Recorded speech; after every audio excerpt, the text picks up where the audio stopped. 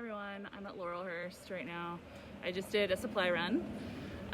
So currently we've got like soup and burgers and things like that set up. I brought a big bag of like onions and potatoes and like a big can of like diced tomatoes, a bunch of like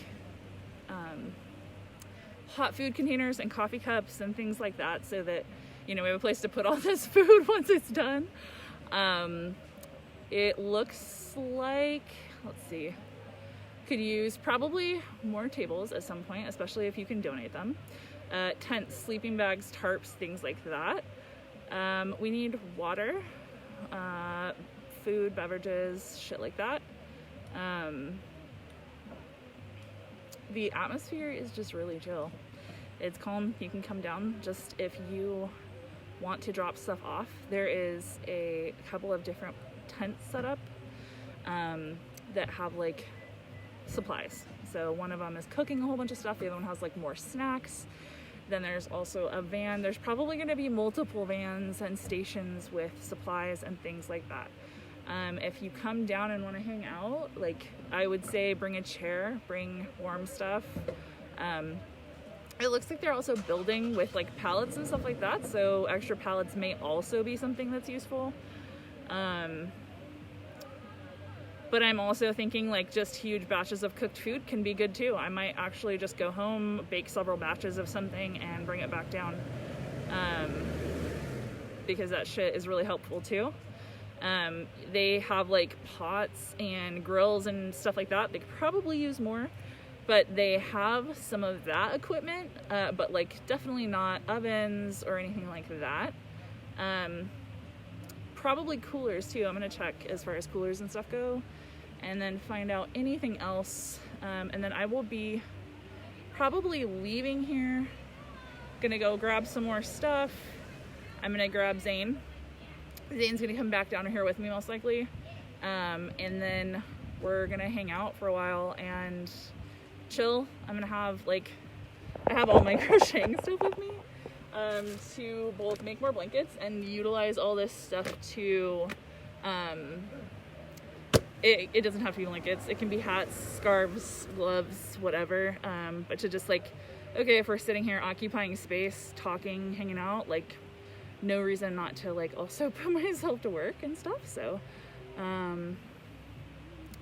maybe I'll go sit down and chill for a little bit and then head out. But yeah, I'm really excited. So I have, if you want to come hang out, I have so much like crocheting stuff, like yarn and knitting stuff too, actually. I even have a pom-pom maker in there. And let's see, tons of pre-made squares that we can assemble into stuff. Tons of yarn. Like this was one of the blankets that I had made for a different charity project. It was actually for people with mental illnesses and that were going through crisis, so actually it's totally appropriate that, the stuff from that project that I wasn't able to like keep continuing on would go to this. But yeah, if you want someone to meet up with, or come down here with, feel free to let me know, and I would love to meet up with you or something. And like, it's a beautiful scene, because this is literally like, this is the gospel lived out, and it's that's the problem with heaven, is that people don't know how to recognize it. Heaven is where people take care of each other because they love each other and because they're valuable, not because they have something to gain from it. And so, yeah, that's that. Like, there's so many like people driving through here that like seem kind of pissy, because like so much of the street is like blocked off and like stuff. And then just like all these houses over here are like really nice, and like it's a nice neighborhood and stuff, and like just like, how is it that we can have a giant house here and people on the street here? Like, what's keeping the flow of supply and community and love and things that are needed from being distributed? It's greed and selfishness and white privilege and supremacy. And, you know, like later on, I'm actually gonna probably sit down and just start reading from some of the books, and I'll just go live and read them out loud, like The Color of Law, where we're talking a lot about like not Jim Crow laws, but like redlining and segregation through the law and through like districts and stuff like that. But also we have to talk about, like, a big part of that is like the criminalization of homelessness, and, you know, where that even started. Like, that also started as like an anti-black thing, you know, like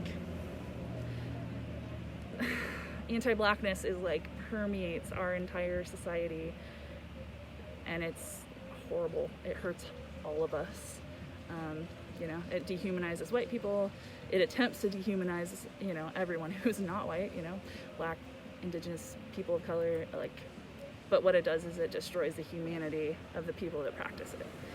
And so that's, I think, a big reason why we have such a horrible situation here, is because white supremacy has been allowed to reign supreme.